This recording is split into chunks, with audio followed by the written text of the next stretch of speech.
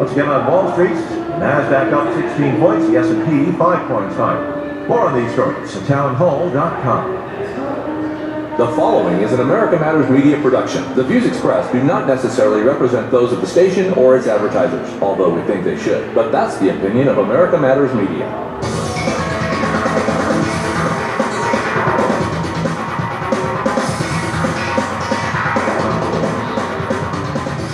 Hello and welcome to Talking Truth to Power. I'm Jennifer Green. My co-host Brendan Trainor and Leland Faegre are coming to you live from the America Matters Media studio here in Reno Town Mall, the final day of November, and it's a chilly, really damp one out there. How are you guys doing today? Came in, it was 25 at the lake, and I think we're only going to get up to 35. Wow. Pretty balmy. Yeah. Yes, and they're expecting a boatload of snow up there tomorrow, possibly. Yeah, the heaviest of the systems and the coldest too, I hear. Yeah, well, we might get some down here in Reno, so exciting. That'll be perfect for the first day of December. Yeah. Right on time, very seasonal. Scripted. All right, so there's as usual, there's a lot going on, lots to talk about. We were kind of running through the headlines before the show, and yeah, where shall we start? Shall we start overseas, or do you want to talk about the ongoing Trump news, or where do you guys want to start today? The Trump News channel. Well, there's been a lot of news about Trump and the new North American trade deal. What's your take on it? I think it's pretty much overblown, that it's really much different from NAFTA, except for the requirements that they up the percentage of car parts that have to be made in the U.S., which may or may not cause problems down the line, increased car prices, maybe layoffs. As now we've seen GM start to lay people off, and they're saying that it's because people are no longer buying sedans, maybe, but you can't say that the tariffs have had no effect on that decision. They probably had some effect on it. Well, the public isn't buying the electric cars either. That's I heard about that trying to also. force them down our throats, and we don't want them. Right, apparently not. The market's making the decision for them, unfortunately. That's how it usually goes. Yep, so, and then the other Trump news that I saw this morning was the ongoing, never-ending Russia-Trump goose chase. Yes. A wild goose chase. It is, and it's been going on for 2 years now, and they have not found anything, and it's ridiculous, and I believe it's a waste of taxpayer money, and it needs to stop. I mean, now they're saying that because they were negotiating to put a Trump tower in Moscow, that proves that there were communications between Trump and the Russians. Well, Putin was supposed to have his own arrangement in the building. A penthouse of some sort. Okay. So there's That's your proof, right? Yeah, right there. Hey, collusion. But as Alan Dershowitz says, collusion is not a crime. I mean, most of this stuff is not a crime. And they don't like to invoke Alan Dershowitz. Isn't that interesting that the cable news outlets try to avoid Dershowitz's observations on this one? I had a liberal friend who really thought when Trump first got into office that he was going to get impeached over this whole Russia thing. They're still hoping for that, I think. Yes. Still hopeful. Oh, they're on their knees. Impeach 45! And it's just, oh man, it's ridiculous. It is embarrassing. They embarrass themselves. They do. That's the Trump. But it's good humor. It's good entertainment. I mean, it is really, really good. Who needs a comedy channel when you have this? True enough. Well, and so I don't know if we want to delve into that any more than that. I don't know. Well, I mean, it's really disturbing that all these crimes are process crimes that all came out of the investigation rather than being actual crimes in themselves. You know, it's all Martha Stewart gotcha crimes. Exactly. Actually, very similar to that. And if Mueller had anything, they wouldn't have to do the process crime scenario with all these witnesses. So, Yeah. So it clearly reveals they're running out of cards if they ever had any. And I'm of the opinion they never had a card. Right. This is a game of poker, and this is what you do is you bluff, right? Right, that's exactly right. I agree. I think that's what they were doing, and they kept assuming or hoping that something would turn up. Well, they had it has not happened. They had their two media outlets who tried to sell it and did sell it pretty well to at least half the country apparently. And I'm wondering just how long they'll have them listening. What kind of listenership or viewership they're going to keep after this is over. I mean, Trump has been good for them. Yes, very much so. Even for them, he's been good. And it's my theory, and I'm sticking to it, that the Internet Research Institute was nothing more than a commercial clickbait business. And it was just the reason why they had some Trump ads and some Hillary ads and some ads about kittens and everything else is because they were just trying to get people to click on it and share it and get some ad revenue. They had kitten ads? Yeah, they did. They had kitten ads. Those are probably the most I love kittens. most clicked on. Exactly. Sure. Well, we do a good enough job of sowing discord in our own country without Russia's help. We don't need their help to do it. Yeah, that's good. that's very true. Good point. Well, and another story that I find really interesting is the ongoing debate in the Senate about the United States involvement in Yemen. Yes. And it was voted to advance this resolution. It hasn't passed yet, but it made it I believe it's going to be voted on again, correct? They just voted to vote on it. Right, pretty much.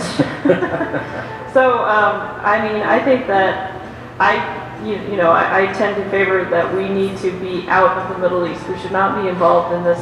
It's such a mess over there with Yemen and Saudi Arabia and Qatar, and it's an ongoing mess.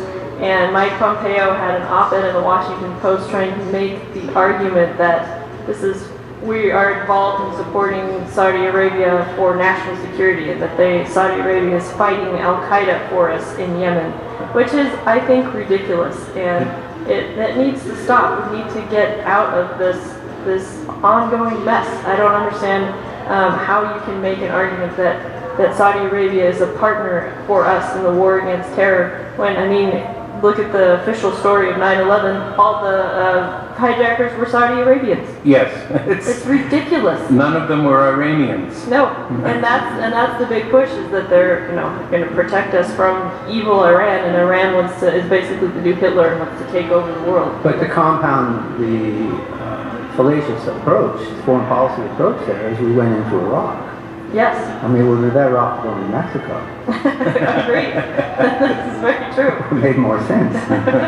Right, where is the true threat to our national security? Yeah. Right. I think you can make an argument there, definitely. All right, this is Talking Truth to Power, calling it like we see it. We will be back right after the break.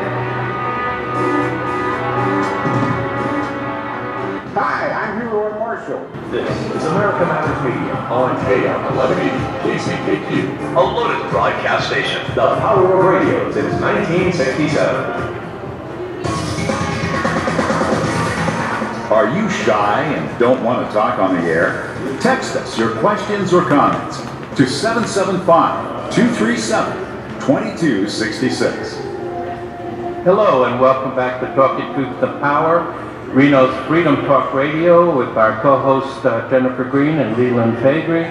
And we're available every Friday morning from 9 to 10 a.m., 1180 a.m. America Matters Media, streaming live at www.americamatters.us to all 4 billion internet users in the world. And you can reach us at 844-790-TALK. So we were talking a little bit about what's going on in the world, and one of the things that is going on is that this little tin pot dictator, Poroshenko, or would-be dictator, because he's trying to install martial law in the country of Ukraine, has sent his warships through the Kerch Strait and created a little bit of a kerfuffle, which... I'm sorry?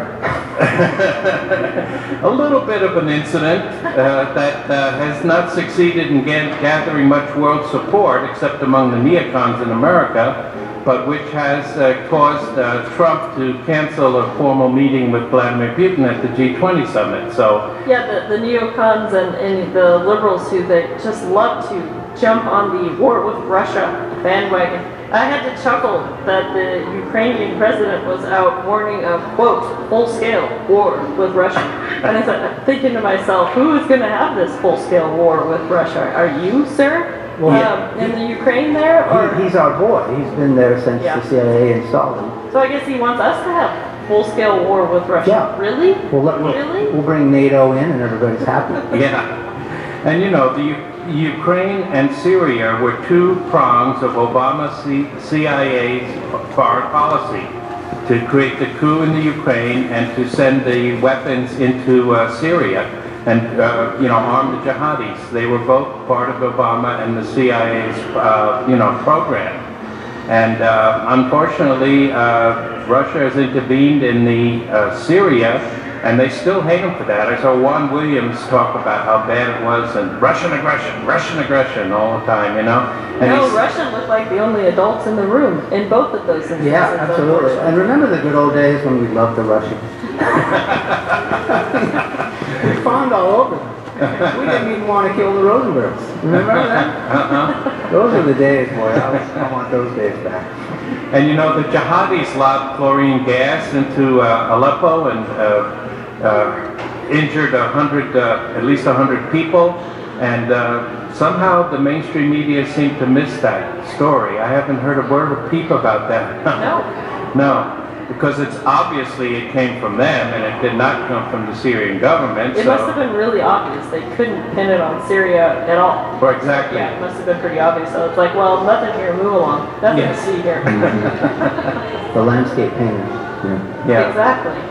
So Poroshenko, the president of the Ukraine, has about an 8% approval rating in the latest polls, and there's an election coming up. And those are all government workers. So family members right there. So why not saber rattle? He's got nothing to lose. Yeah. So he sent those 3 little warships through. The thing is, the Kerch Strait is now Russian territory because of the Crimea and the Russian Taman, I think, the Russian side of the peninsula. Of the bridge. Yeah, and it's so they, according to international law, they can set the conditions for going under the bridge, and they have said that you have to give them 48 hours notice, and you have to have a pilot, so that you know where the deep water is and not.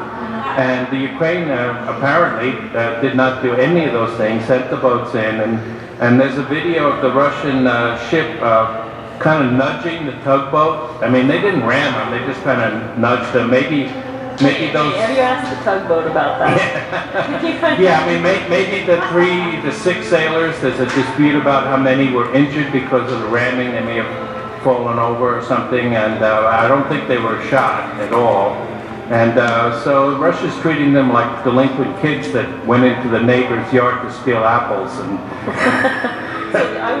this looks like a deliberate provocation. It definitely was a provocation. Yeah. A minor one probably, but it was enough that Putin's had it. And Poroshenko's talking full-scale war. So far, nobody's taken him up on that. Right? Go for it. Nikki Haley was pretty much rebuffed at the Security Council meeting that Russia called, and she was, the Russian ambassador I watched on C-SPAN pretty much told her she didn't know what she was talking about, but that's par for her course, basically. And so we'll see if anything else, I mean, because, it's always worse, and because Kaiser Wilhelm in 1914 said that war is probably going to break out over some damn thing in the Balkans, and that's exactly what happened. And so you never know. Right, it wouldn't be the first time. Well, yes, the script had been sent along, and he read it, and that's how that played out. Yeah. A lot of people were in on the game. Yes. Well, and so we'll see. That's another one of those places that we keep watching, and like you were starting to talk about, Brendan, the Obama administration and their insane foreign policy, and they've handprints all over the situation in Syria and also the Ukraine. And I love the phrase pig's breakfast. They made a pig's breakfast out of the situation in Syria and in Ukraine. It's nothing in the United States interest or the interest of the people of the United States. It's the ongoing warfare state is benefiting from these things. And I think we have a blue empire now and a red empire, and I'm not happy about it because I'm not for empire anyway, but I think the blue empire is the CIA and the FBI and the liberals, protection, responsibility to protect liberals, and the red empire is more aligned with Trump, and that's more the army and the Pentagon and maybe the NSA too. And so it's a dispute between the ruling class, basically, about which direction we're going to go. And as I was referring a couple weeks ago to a program that is out of WABC in New York, John Batchelor, his show, he's been talking about this, that the elites are battling it out, and it plays out at the common level as well. But those factions are being drawn as we speak. And it's quite an interesting thing to observe. And what they are likely to point out, if you catch the show at all, is that the history would suggest that it's only when you are looking retrospectively through that period that you recognize that what it actually was an emergent or nascent civil war. I mean, it doesn't look like bullets are going to fly at this point in time, but they didn't think that in 1850, did they? No. Right. It was, in retrospect, that it was clearly a civil war that was in its nascent stage, and that's what some observers are noticing now. I would like to get John Batchelor on the show. In fact, I sent him an email. I hope he responds to it. And you know, in the 60s, Carl Ogilvy wrote a book, The Yankees and the Cowboys, and it was the Northeastern liberals against the Texas conservative elements in the ruling class. And then the Bush family came along that had feet in both sections, both quadrants, and they rose to power that way. Interesting. Yeah, and the central banking forces in the Civil War. I mean, the Rothschilds were financing both sides of the conflict. They just You know, I mean, Mel Gibson got in a lot of trouble for suggesting that.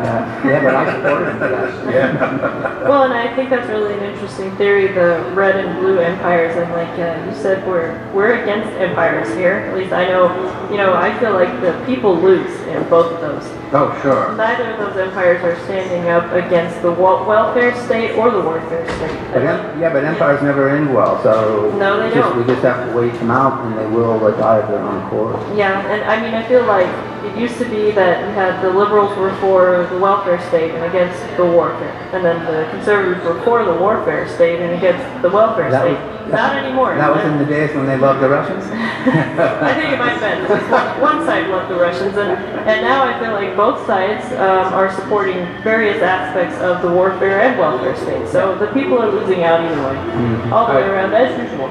Yeah, I remember with Joseph Sobran, who was a conservative that turned into a Christian anarchist, said one time, he says, if you believe that the government should meddle in the domestic economy but not overseas, you're called a liberal. If you believe that the government should meddle overseas but not in the economy, you're called a conservative. If you believe government should meddle in both, you're called a moderate. And if you believe that government should meddle in neither, you're called an extremist. So that's what we are here. We're the extremist party. That's right. For the radicals. That's interesting. And I don't know, like I said, I feel like either way, the people are losing out, which is sad state of affairs. But, so you think we'll wait this out and that both those empires are going to collapse from their own weight? Well, financial weight. Yeah. You can't afford them. Well, that is true. That's true. I think we were preparing, I think the elites were preparing to hand it off to the Chinese. And Trump came along and said, Yeah. That's not going to happen on my watch. Right. I do think Trump was not in the plan. No. Yeah. I do think that. And they're kind of trying to readjust. The Blue Empire is more anti-Russian and pro-Iranian, whereas the Red Empire is more pro-Russian and anti-Iranian, apparently. Apparently. Yeah. I mean, they cross over. It's not like bright lines between them, but they converge on some issues and separate on others. But yeah, and I really feel like Iran is mostly a boogeyman at this point. They're just a pawn in the game. They're just used mostly to scare one side. Just like the liberals like to use the Russians to try to scare people, the conservatives like to use Iran to try to scare people. Well, they always talk about Iran's malign activities, but they never really pinpoint what they are. No, they're just trying to take over the world. Yes. Hitler. They said that about Putin. Yeah, they said also. right. So. Yes. And you have to go back to 1953 to understand what happened in Iran. Yeah. I mean, That's no right. one has any recollection or awareness of that among the American people. So, Well, there's going to be regime change here no matter what happens, because Khomeini is getting a lot older. He's not getting any younger by the day. well, and also the sanctions are going to work. So, I don't think so. They never really work. But anyway, that's another topic. Yeah, well, it is. And yes, this is Talking Truth to Power. It's the bottom of the hour. We will be back right after the break. The Delta and Bonanza Saloons in Virginia City are celebrating. Find out what's hot and happening. Join Lady J for Smooth Jazz Tonight. Join me Saturdays, 10 to noon, here on America Matters. Want to expand your advertising dollar? Sponsor this or any America Matters program by calling 775-827-8900, extension 2. Hello and welcome back to Talking Truth to Power. This is Reno's Freedom Talk Radio. I'm Jennifer Green, my co-hosts are Brendan Trainor and Leland Faegre. We are streaming live at americamatters.us and also on the air here in Reno at 1180 a.m. America Matters Media. And before we go back to our discussion, I would like to give a shout out to our sponsor. Reno Computer Services is a locally owned and operated computer business. You can find them online at renocomputerservices.com or give them a call, 775-737-4400. Anything you need done with your computer, if it needs to be fixed, you got some issues, or it needs to be backed up or set up, they can help with all of that. Great locally owned, operated business, Reno Computer Services, and we really appreciate their sponsorship. Again, you can find them online at renocomputerservices.com. And my laptop is acting up, so I think I'm gonna go Yeah, with it. yeah, and you can, their office is at 500 Ryland Street, Suite 200. You can also shoot them a message on their Well, I website. can't because my computer's down. Well, there you go. I guess you got But to go there. if it wasn't, I definitely. You could. All right, so we were talking about the situation overseas with Saudi Arabia and Yemen and Iran. It's complicated, and we were mentioning right as we were closing out at the bottom of the hour, the whole situation with Iran goes back to the coup that we helped promote there in the 50s, 1953. And I think a lot of Americans don't understand the consequences to foreign policy that last for decades. Meddling has a lasting effect. Yeah. Absolutely, and I mean, people don't even realize that ever happened. And he was elected democratically, and we still overthrew him, and it was just unconscionable. And this is the kind of thing the CIA has done all through its history. Absolutely. Yeah. And the struggle between Saudi Arabia and Iran, Saudi Arabia has declared war on Iran and said that they're heretics since, I think, the 1750s. And it reminds me a lot of Oliver Cromwell against the Catholics in Ireland. Wow, what a reference. Yeah, because you've got the Puritans, the Wahhabism is extremely puritanical. Which is Saudi Arabia. Yeah. And then the Iranians are kind of like Catholics because they believe in intercession of the imams, and they have shrines to their heroes that they visit and so on. It's definitely Like the sectarian. saints, kind of. It is Yes. sectarian for sure, yeah. And also, Jennifer and I have talked about the role of women in religion and the unconscious, the archetypes. And Iran has much more of a feminine aspect than the Wahhabis do, which is like none. Right. But That's interesting, and I think we could get into that more too. That's an interesting topic. yeah, and one of the caliphates that is renowned for its tolerance and promotion of wisdom, such as bringing the concept of zero from their fellow ethnic northern India into Africa, into Egypt, and then into Europe, was named after Fatima, Muhammad's daughter. So it was called the Fatimid Caliphate. And so they are, for all these reasons, although, Iran is certainly not an ideal place, it's not a Jeffersonian democracy, but then again, I have to scratch my head and say America is no longer a Jeffersonian democracy either. That's unfortunate. Sadly, yes. And, the Khomeini is going to pass away pretty soon. And he doesn't really have that much stature as an Islamic scholar. So it'll be interesting to see what the succession is there. Absolutely. I think it'll be a secular development. I think. I'm hoping. Well, we hoped that before. Originally in '79, that was the hope that the secular opponents of the Shah would rise to power, and it didn't turn out that way. But and the sanctions are not going to help. I'm sorry. they're just going to give the hardliners and a Revolutionary Guard, and they're just going to give them more power. They're going to, because people don't succumb to sanctions imposed by foreign powers. They rally around their country no matter how bad they jape under the rule.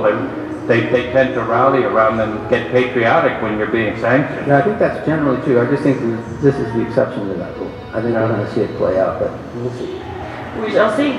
All right, so I think let's come back across the Atlantic here and talk about what is going on at our southern border, closer to home, and the situation with the migrants, or whatever you want to call them, in the Tijuana area. Rushed the fence this week. A bunch of them rushed the fence. I guess it wasn't a really large group. It was a relatively small group of people who rushed the fence. It was an orchestrated group. Well, it was, and I think that the people bringing their children into that situation is really shocking and very irresponsible, to say the least. Tear gas and the border patrol responded. They closed the port of entry. Tear gas was fired. I guess there were projectiles of various kinds being thrown at the border patrol. And so, yeah, what was already a messy situation is now more of a mess. Yeah, and this was to happen. I mean, it was just a matter of time before it got conflict. And this was definitely a staged event, like you said. Absolutely. For the media. Look at these poor people with their children being shot at by the evil border. Right, and look how the media has denied that the contagion of Caravan was 90% adult male, which of course it is. That there were criminals among them, which of course there are. And now what has come to light, which you would expect, is that about 30% of them are diseased. So now they're bringing that in, and they're communicable diseases. Well, I know that in my line of work, we've had to definitely be more aware of tuberculosis, because that is one of the diseases coming through the southern border that is we had pretty much eradicated in this country for all intents and purposes, and now it's kind of a scary one. TB is not something we want to have back in the United States. And but going back through history of migrants at Ellis Island, if there was any suggestion of an illness in any of them, they were sent away. They were not allowed in. Well, that's not really true. No, it is really. No, they were given, unless it was really bad, they were put in beds. Well, there were times they couldn't tell. There were times they couldn't tell they were ill, but if they were obviously ill, they weren't allowed in. All they did was stick their hands under your package and say cough a couple of times. I mean, the state of medical observance was not that great. I mean, some were obviously ill, and they were not sent back, although a few were. They were generally given beds there at Ellis Island until they recuperated and given some medical care. But the Democrats are still caught in that trap of saying that they're not for open borders. They're just against anybody that's for open borders. You hateful haters, you. Well, they want them to vote, so bring them in. The water's fine, and they want them to vote, and that's the only reason for this. It's an interesting situation. I think I heard an interesting story. They were talking about they are keeping these people in a stadium in Mexico or some sort of arena. And the Mexican people who live in that area are freaked out by all these migrants, and they don't want their kids going out of the house because these are not really nice people. They don't want them there. They're invaders. And I don't know, it's interesting to me. We'll probably never really know the backstory, who inspired these people to come and what they think that they're going to get, and they seem to think that they're just going to be welcomed with open arms. I don't know what they were thinking when they came up here, or who told them to come, or what their expectations. Last November we covered what was going on in Honduras, and on the show where the leftist reformist candidate for president was ahead in the polls, and then suddenly the computers went down, and the next day they came back up and the right-wing guy was ahead in the polls. And American Airlines, we had to shut down service for a week to San Pedro de Sula, which is now the murder capital of the world, and because of the violence over that. And then Pence ran down there and stopped the counting and christened the right-wing guy as the president. And then before that, Obama and Clinton, they actually elected a left-wing reformer, and he didn't last in office very long because Obama and Clinton went down there and Yeah, I remember that. basically kidnapped him. His name was Zelaya, and sent him to an American Air Force base.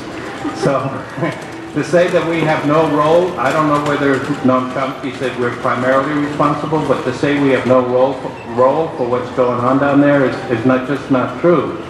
I understand Mike Lee went down to Mexico and Central America, and I'm hoping he brought some perspective. And maybe this idea of keeping the people in Mexico with some help would be a worthwhile option instead of admitting them to the U.S. while they're waiting for their hearings. But I mean, the judge was right. The law says that you don't have to go into these ports of entry. You can go into any place on the border and claim amnesty.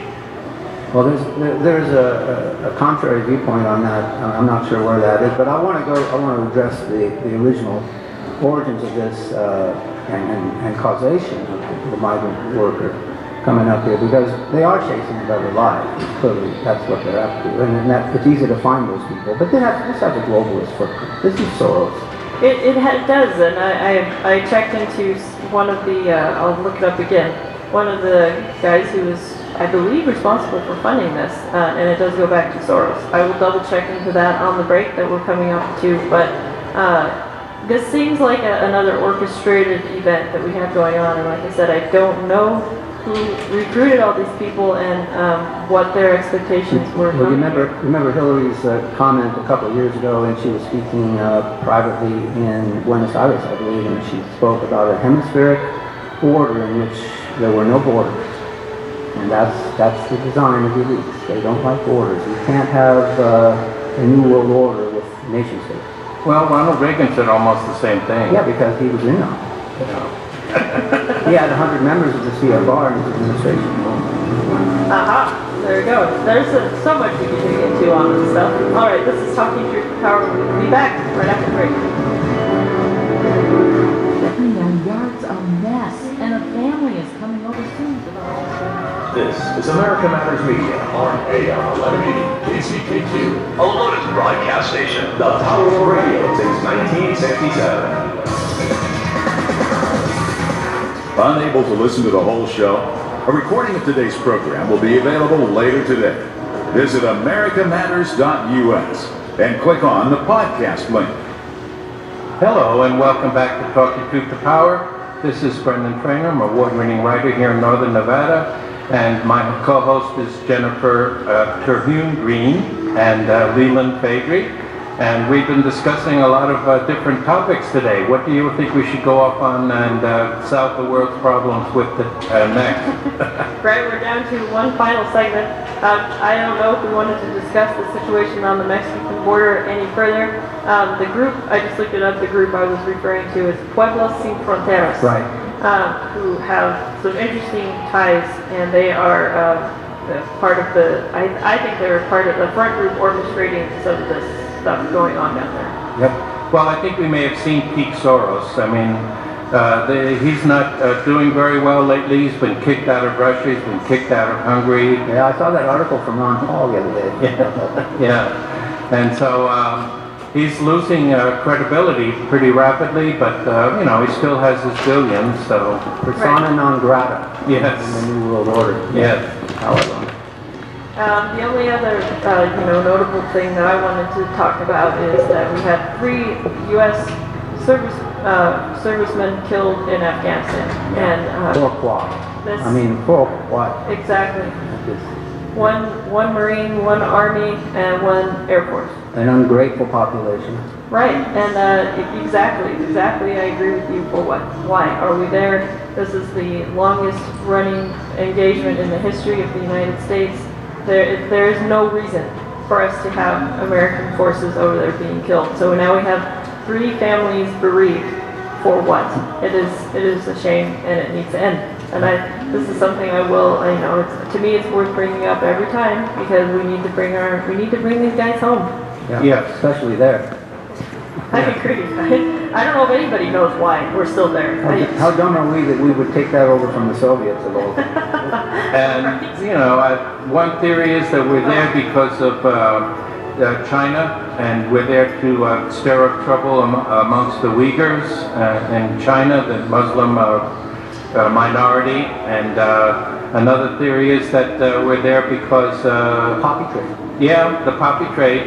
I mean, despite all of our efforts, All these years. yes, you know, the heroin supply keeps growing, and most of the heroin there goes to Europe, and so, you know, NATO's involved, and how much involved with it we don't really know. And we have an opioid crisis in this country. Oh yeah, after 100 years of the war on drugs, we're still having crises. Yes, yes. Yeah, at some point, it isn't funny anymore, and I think we've reached that point where it's so obvious. It should be smacked in the face. Right. Well, and you know, like you were pointing out, why did we take it over from the Soviets? And the British Empire tried to take over Afghanistan as well, with devastating results for them. It's not a good place to try to conquer. It just doesn't go over well, and yet empires seem to end up there. And you know whose imprimatur that was? It was handed off to us. Who? It was a big deal with him. Yes, exactly. We talked about Mika's father. Yes. Yeah, that's how I like to refer to it. That's easier. And his malign influence, to use a phrase that we like to throw around on foreign policy. And director of the Trilateral Commission. Yes. And you know, he was a Catholic born in Poland near the Ukraine. Just like Gloria Nuland was also born in the Ukraine. A lot of people don't know that. He was the person that was boots on the ground during the Maidan crisis in 2014. And he was, apparently he's from a lesser nobility, Polish nobility family. You know, probably doesn't have as much of the money that they used to have, but he's made his way, he's passed away a year ago. But his influence is definitely on the wane, at least hopefully, that Trump is opposed to his basic problem, and that it's an impossible problem.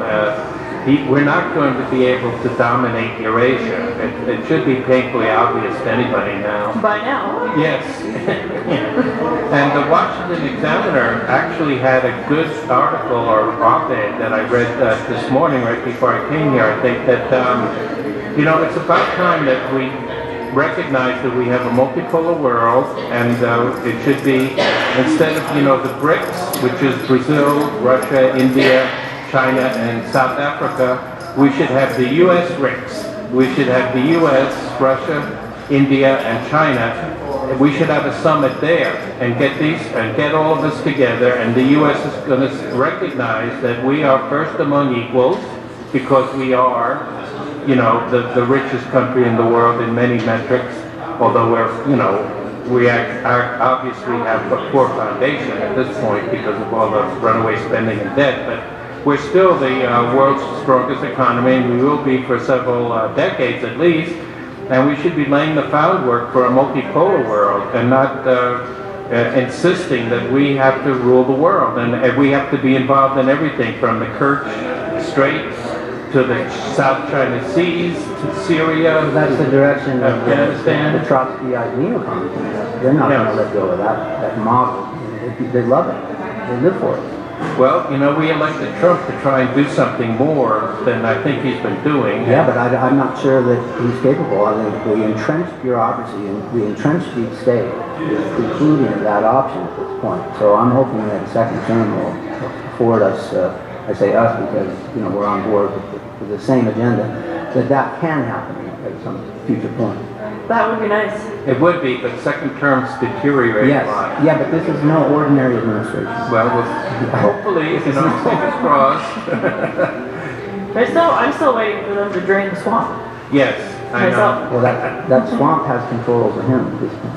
It does, Yeah, sadly. I think, yeah, it's not an easy thing to do. It's very entrenched. It's a very entrenched setup there. Oh yeah, the 2 climate change reports that came out. Yeah. We haven't touched on those. One of them turned out to be, which was touted all over the media. I think I saw it in Eastern Europe on the media, how the sea levels were predicted to rise much faster than it said, and the whole thing turned out to be a mathematical error. Yep.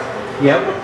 The model. Yeah, and so did we have a Rosanna Dana moment? Did anybody get on the air and say, never mind? We have. Yeah. We're doing it here, yeah. Yeah, exactly. Like because water when it's frozen displaces more volume than... Oh, no. I always wondered about that. Does all the icebergs melt? Wait, what? But you can't talk to these people. Common sense is something that they just can't put their hand on. I'm not sure what that is. And now this last week or 2 weeks, we got another requirement, which released the day after Thanksgiving, yeah. And this is funded by...